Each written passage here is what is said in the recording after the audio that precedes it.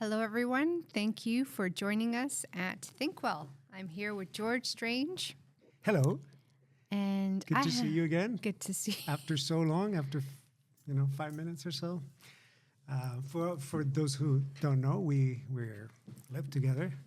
We're soulmates, partners, Life partners. life partners. But yeah, we're here today in the middle of winter. So it seems. It It's seems not like a officially winter late yet. January winter day, but it's not. It's just the beginning Super of cold. December. Yeah.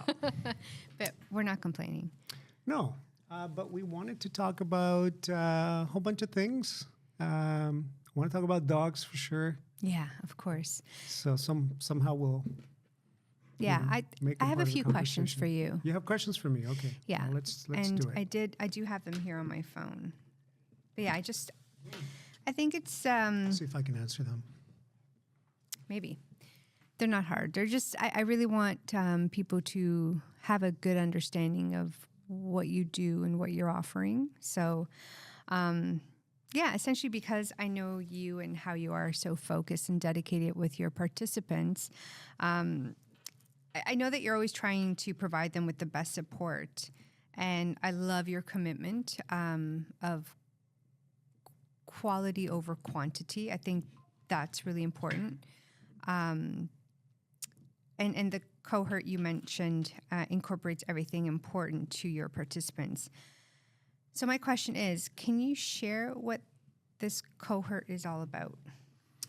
Yeah, sure. And thank you, because I do know that you do take an interest in what I do, and obviously because, you're my partner, but at the same time, because I know that you see how important that is, not only to me, but to the people that I help with this. And I know that you've mentioned it many times before that you appreciate the commitment I have for the mission, right? Mm-hmm. This mission.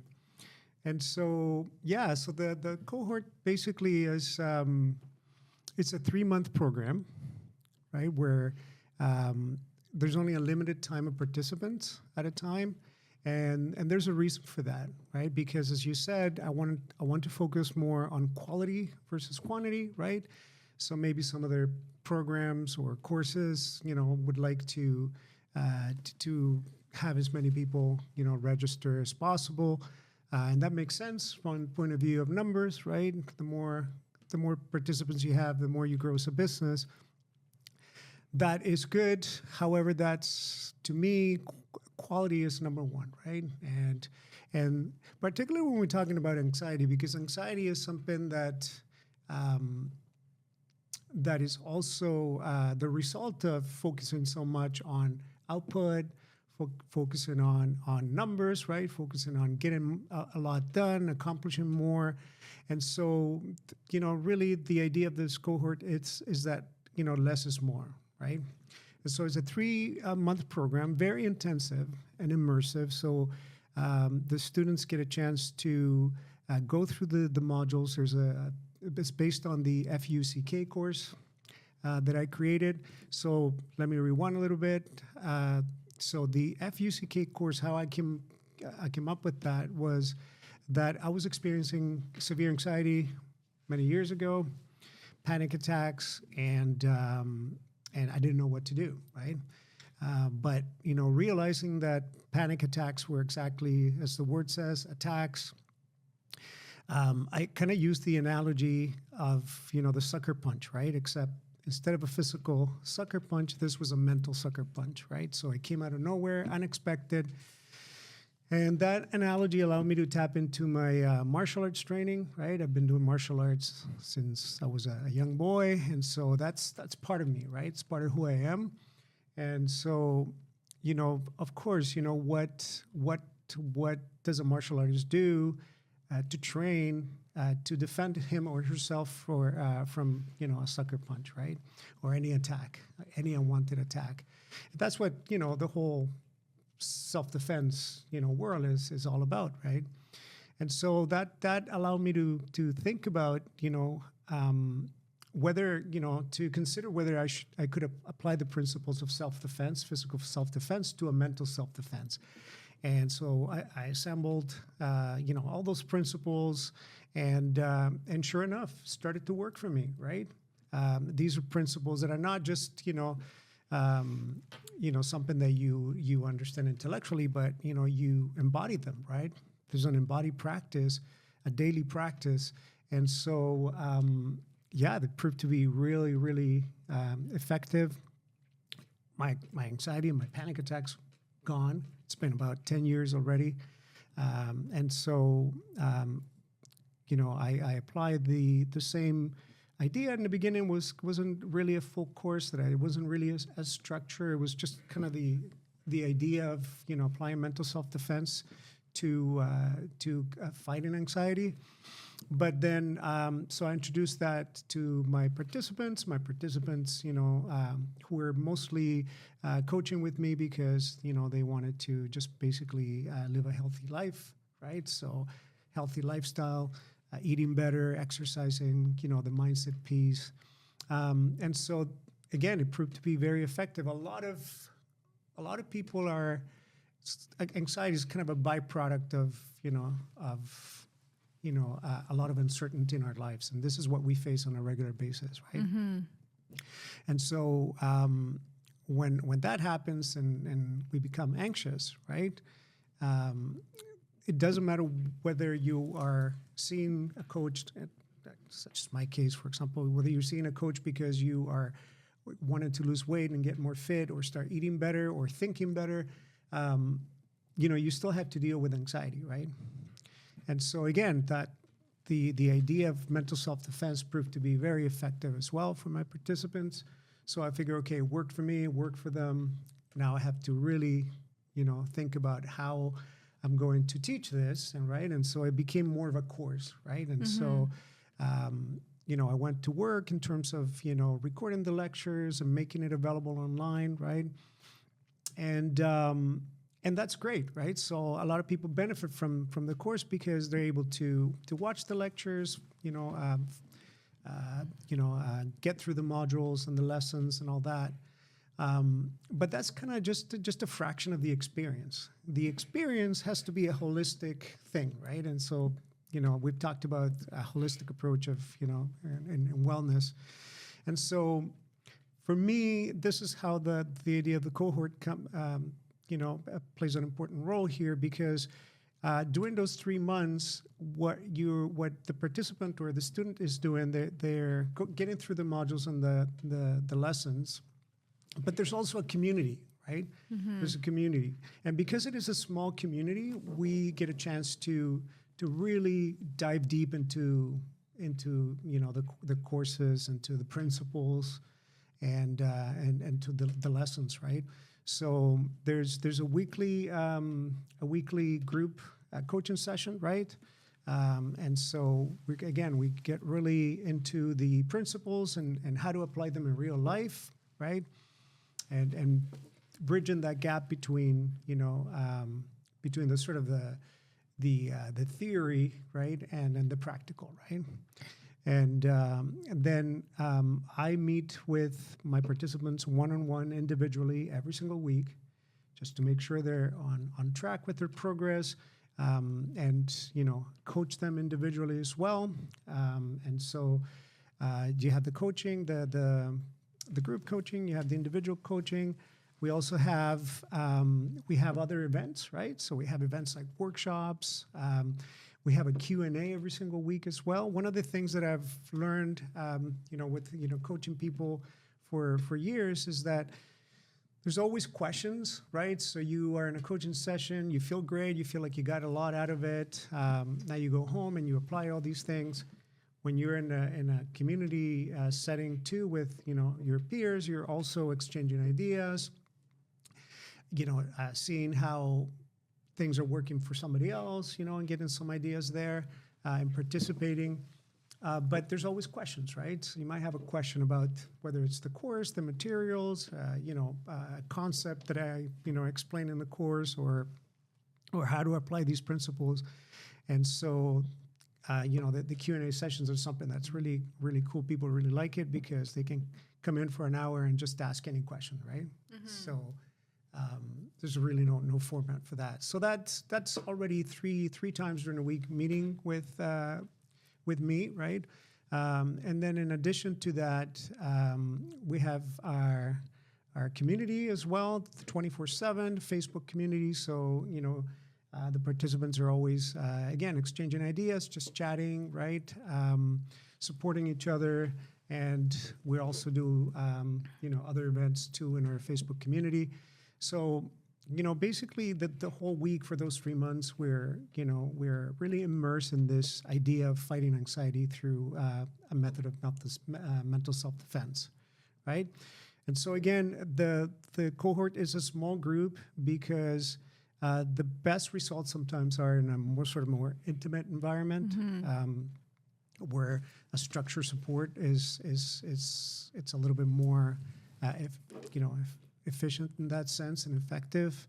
So yeah, I hope that answers your question. Was that your question? For sure, yeah. I think it's great that it's a smaller group because a lot of people do focus on obviously the gains of financial gains instead of the actual connection with people. So yeah, that's amazing. So on that note, who is this for? Yeah, so this is for those who are, the overthinkers, the ones that are always outperforming and overperforming, right?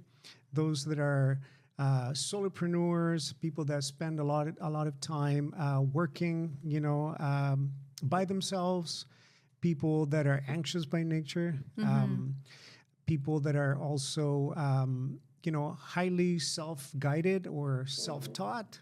And because they're self-taught, they're independent in terms of their thinking, so independent and free thinkers. And so because free thinkers tend to, think outside the box, right? And also develop kind of their own ideas. When you're self-taught and you teach yourself how to learn something, you develop your own way of doing things, right? And so it's hard to identify it sometimes with the crowd, right? When I say that, what I mean by that is that it's because you've spent a lot of time developing your own ideas. You don't just fall for any sound bite out there, right?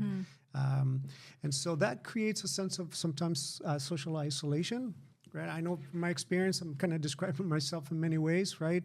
And I'm always working by myself, and my work is mental and creating content and writing and stuff like that. And so it's good to have that community, right? The community of like-minded individuals, because for me, sometimes it's hard to identify with what other people are thinking, right? And so yeah, people like that. So again, they tend to be people that work. I know that the word solopreneur there it's kind of a buzzword these days, but yeah, that I think kind of, explains the type of person that would be more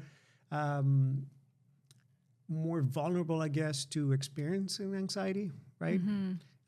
Of course, anybody can experience anxiety, so it's good for anybody. But I think when people are really ready to do the work, they're really ready to dive deep and be able to not only understand, be able to learn and understand the principles that I'm being taught, but also they're ready to apply them. And this is what we do in this intensive course for 3 months, right? As again, we're basically, meeting about, an average of 3-4 times a week for those 3 months. So people don't have a chance to say, well, okay, yeah, I'll read the stuff later, or I'll go through the modules later, and then I'll see if this works for me or not. This is something that you have to come prepare, and you have to be ready to do the work. And that basically guarantees results, right? At the end of the 3 months, you have experienced a transformation, right? And you are surrounded by a community which you continue to be part of, and a community that's going through similar things you're going through, and yeah, it's exciting. I think it's really cool. Again, it's a community of like-minded people, so you really begin to identify with that, right? And the important thing about a community, especially for people that are independent thinkers, is that they don't want to sacrifice their individuality for the group, right? And this is the cool thing about this community. because it allows you to kind of maintain your individuality, right? So you don't have to kind of succumb to a narrative in the group, right? It's really cool, and because everybody feels that they are that way individually, they support each other even more, right? And so they're open to hearing somebody else's ideas, no matter how out there they think they are, and that there's nothing more. How do I put this? There's nothing more powerful and empowering for any individual when you feel heard and seen, right? When somebody not only it's your coach or the person that's teaching you, for example, but also your peers, right? They can hear what you're saying, they see what you're saying, they value it, and they encourage you to continue to develop those ideas, right? So this is the cool thing about the whole community thing. And now, this is also part of taking a holistic approach, right? You mentioned, some people might be swayed by the numbers. Sure, I've seen a lot of courses there, and this is initially without knowing this, what I wanted to do. I wanted people to have access to the course, as many as possible. But I realized that people are not, because it's very limited in terms of what they're doing with it, right? I wanted it to be more holistic, right? So incorporating community, incorporating other aspects, right? And so that's I guess if that answers your questions, that's who would be for, right? Yeah, it's great through conversation. You can learn a lot from people, from each other, right? So absolutely, yeah. That's important, right? Very because whether you are going to school or you are just somebody that likes to read and get informed, particularly today, right? You can scroll all day, social media and get a lot of information, but not only is that information helpful, or is it detrimental actually to your mental health? And we know that there's many studies that confirm that, right? It's not the healthiest thing you can do. But also that you have, and particularly in today's society, right? In today's society, we're all looking at our phones. Sometimes you see this, even in movies and comedies where people are sitting at a dinner table and they're all looking at their phones and they're not talking. And you and I have actually seen that at a restaurant, right? Yeah, it's pretty wild. We've seen that, yeah. and so it's a time in history where people are isolated, even if they are in physical company of each other. And so this challenges that, right? And in that sense, it also appeals to that rebel within us, people that are willing to explore that rebel within us. It's like, forget it. I'm not going to go with this. I don't feel that this is a good, healthy thing, and I don't want to be part of it, right? But, when you take a stance like that, I don't want to be part of, society the way it is today. Immediately, as you say that, that's a lonely place already, right? Yeah. And so if you find the people in that community that can, they're kind of thinking like you and they can support you, that's when you begin to thrive, right? And that's when an opposition to the way society is, is right now, it's actually something that you can develop as an idea, right? And begin to come up with ideas of how to challenge that and how to improve, right? And so, this community is a place to, as you were saying, to explore so many other things. So beyond what this mental self-defense course is all about, there's also that aspect of community, right? That people can explore other ideas. I think it's fascinating. Yeah, no, it's great. I mean, and talking about community and like what you're doing, for instance, I always think about how there's this beautiful truth in various ancient traditions that when you are lost in your own mind, the best way to get out of that is to be of service to others, right? So, and I'd love to segue towards what you do for the dog community, if you want to touch base on that, because you are very committed to dogs.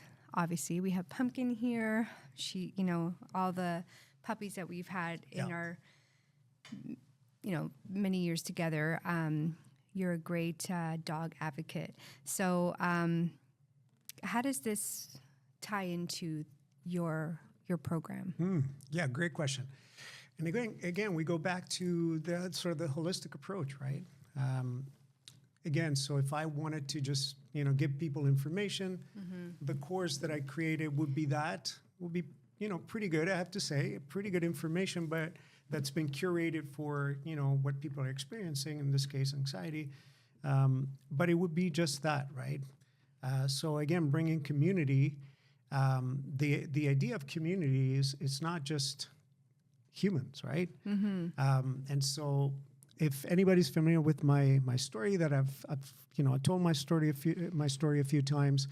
When I was experiencing anxiety, by far the best emotional support that I received was my two dogs at the time, right? Yeah. Now they've passed already. It's been a few years without them, but they were there when the times of the night when you can't call a friend or family member or certainly a doctor or something like that, right? And we know that they're not only there because you feel the love that they give you, but it's also a physical thing, right? So you cuddle with a dog and your problems begin to melt away, right? They know what you're experiencing. They're not speaking your language. They're not giving you advice, but they're holding that space, as people refer to holding space, right? They're holding that space for you. They got your back and you know it, right? I mean, simple things like, when you think, if anybody out there is a dog parent, when you take them for a walk and they're doing their needs, they're looking at you because they want to know whether you have their back, right? Yeah. Because they have your back all the time. That's kind of part of their DNA. And so when you are experiencing anxiety, they really have your back, right? And so we have to acknowledge that, that dogs in this case particularly are very supportive, right? They're part of that community I was talking about. So maybe they're not exchanging ideas with us, but they're supporting us while we're going through really difficult times. And so what can we do to bring them into the community, right? To broaden that community, the definition of the community that I'm talking about. Well, for one, it would be to see, what the dog community, as I call it, is in need of, right? We know that after they serve us and after, there's so many cases where people buy, dogs because they're cute and then they get rid of them, they abandon them, or, they end up in shelters and Humane Society and so on. And a lot of them, have to be euthanized, right? And why are we doing that as a society? I mean, we can talk about this for hours, but I prefer to focus on how can we help them, right? And so for me to incorporate, the dog community into this community of free thinkers and people that are deep thinkers and willing to do the work to get rid of anxiety and to use the principles of martial arts to do that. And I'll get to the principles of martial arts when it comes to dogs as well. This is something that we need to recognize and not only just use dogs in that sense, but to give back. How do we give back? So at Selfempower, which is my practice, we partner with Save or Scruff. Save or Scruff it's a local organization that do wonderful work, right? They are the dog rescue organization, but they provide support for dogs, throughout the entire, rescue process. So that's vet care, finding them a foster family in the meantime while, they're being adopted. And so it's a really, really good organization. They work really hard to find, a good home for the dogs, and so we're talking about providing with food, again, vet care and all those things, right? And so that's, in my view, is the least we can do for the dogs that are there to support us all the time, and they're never asking for anything in return, and so it's our responsibility. How does this apply to the principles of self-defense that I always talk about so much? Well, let me give you an example. So it doesn't matter what style of martial arts, self-defense you're studying. If anybody out there has taken martial arts, the code of the warrior, if you will, the principles that you live by are, number one, no matter what style you are, because sometimes the principles are edited, if you will. They're tweaked a little bit depending on the country you're in, right?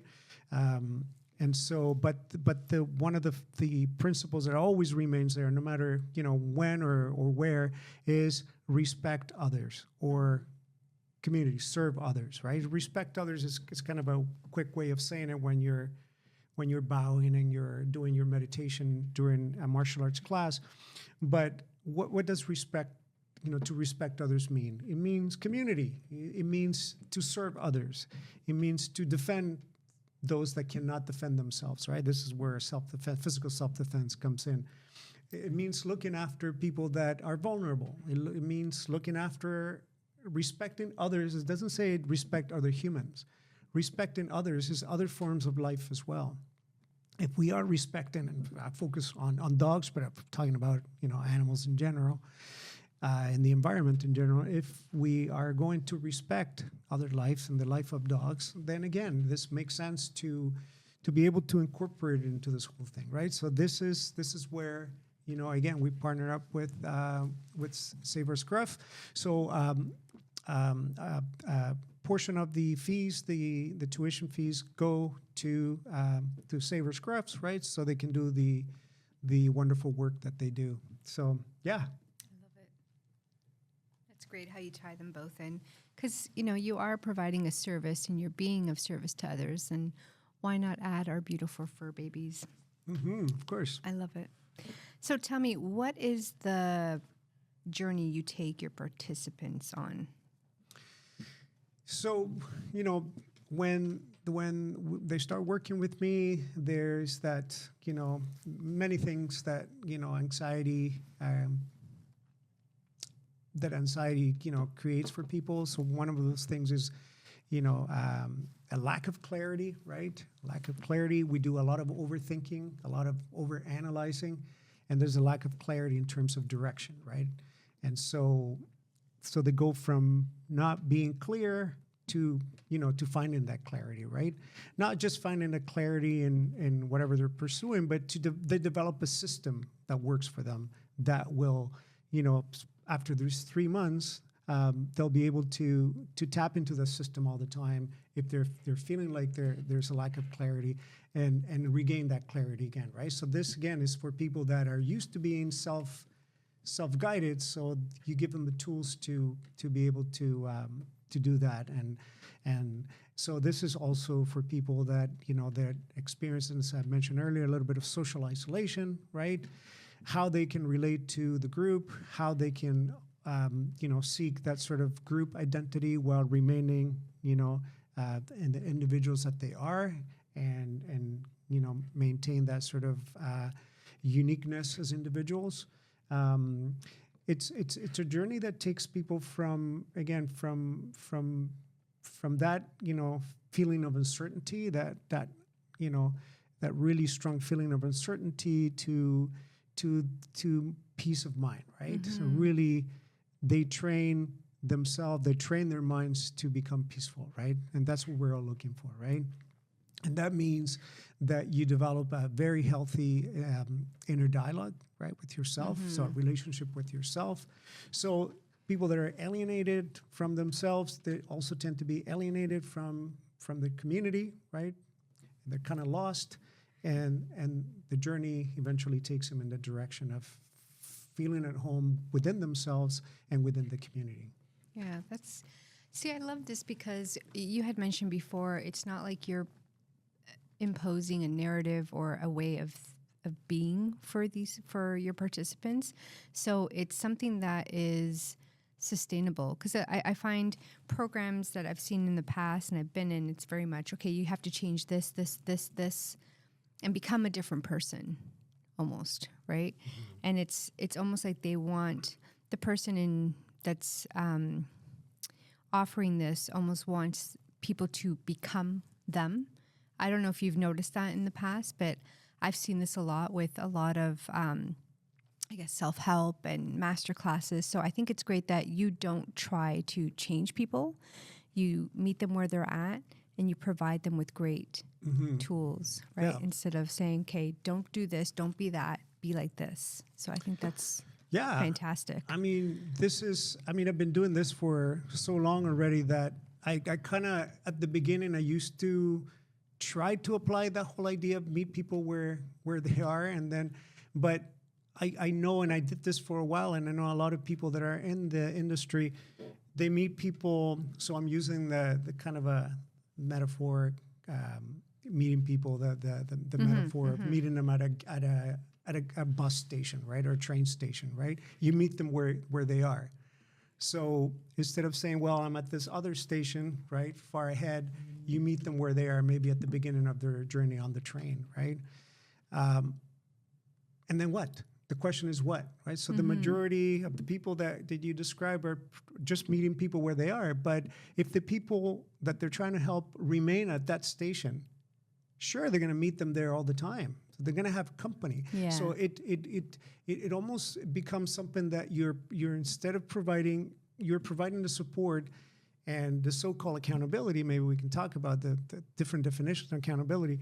But what you're doing is you're keep people company while they haven't developed yet the consistency that they need to develop in order to keep moving along the the journey of the train, right? So you want to take them from station A to station whatever, right?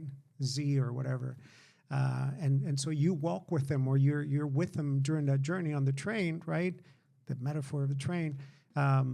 But yeah, so I think it's a lot of people sometimes when they go with these, with these one-liners, basically, right? Like meet your clients where they're, what they're at the moment. Sure, you do that, but what's the plan after that, right? And that's something again, I had to learn it from experience. You meet them where they are, but then you have to come to an agreement with them. Where do you want to go? And then we'll go together, and I'll support you through all the levels of challenge that are going to, happen. That this is again why I'm doing this 3-month, really intensive cohort, because it's a program, because it does exactly that, right? I don't want to say to them, here's the course, read it, come back, maybe we'll have a couple of sessions here and there just to make sure you understood the material and you're good to go. No. So if there is going to be a transformation, I don't want them to change, but inevitably there is a transformation. But the person remains the same. And I've talked about this on many other occasions, and it's more of a philosophical question. How can somebody remain themselves while they're changing? Because change is inevitable, right? Yeah. And anxiety comes because we are changing, but we're not prepared for that change yet. And so there's a lot of uncertainty. So the question is, and I teach this in my classes, one of the things that's really at the core of the challenges that we experience as humans is that there's a tension between what we resist, the change that we resist, and the change that needs to happen, right? And the success that you will experience is directly related to how well you can reconcile that tension, right? So there's change that's constant and needs to happen. We're all experiencing change all the time. And then that resistance to change. So you can see that that's a paradox. It's completely contradict one another, right? So your job as an individual is to reconcile that, right? And this is what we do, right? How do we reconcile that tension that you have right now? And so inevitably there is a transformation, a personal transformation. But again, the secret is for the person to remain who they are, right? Sometimes it's articulated as, best version of yourself. That's cool. I go with that. Nice. But I think it's deeper than that. It's being able to learn, to have the tools, and to have the mindset to reconcile that contradiction. Does that answer your question? Yeah. When does this cohort start? It starts in the first week of January the 2nd. So it's a winter cohort, I guess. 3 months, what is that, 12 weeks? Yeah, 12 weeks. Yep. So it's coming up. Very good. And so how do people register? So they can go to our website, which is selfempowered.ca, and to just follow the program there. There's an application, so you have to qualify to to be part of the cohort. Again, simply because we're looking for the right people, right? If you're not ready to do the work yet, this is not just information that you're going to tell. Maybe I'll check it out and maybe I'll get some more information. This is not about quick hacks and the latest trends in the industry. This is about, again, really working together and creating that transformation, right? So there's an application process. When people go to the website, they'll fill out a very short form, and then we'll get back to them and take it from there. Nice. Do you have any final thoughts or anything else you'd like to add? Yeah, I'd just like to say that, again, I think I talked about that, the idea of transformation, personal transformation. I think it's so important to understand that change is going to happen and we're always resisting it. And it's being able to have the right set of tools, the right thinking to be able to adapt to that change, but never lose yourself, right? And so what we get at the end of the 3 months is we get to cultivate a peaceful mind, right? And that is in itself is happiness. It's a lack of or the absence of anxiety, right? And you can only do that through training the mind, right? So in order for you to develop a peaceful mind, you have to train that mind, and to train it is super simple, but you have to be willing to commit to that habitual practice, right? And the cool thing about this program is that it teaches you how to embody those principles, right? So it's not only, again, getting that information and knowing what they are, but how do you apply them in real life, right? And then we practice that together. So at the end of it, you have a habitual ritual, if you will, where you practice all these principles for the rest of your life. And and again, you're part of a community. Nothing's better than that. True. Well, thank you. You're welcome. That's it? Yeah? Okay. More questions? Do you have anything else you'd like to add, babe? No, I'm good. I'm out of words.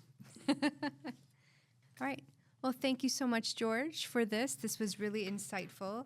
I look forward to seeing a lot of people joining this cohort. And thanks again for being here and for answering all these tough questions.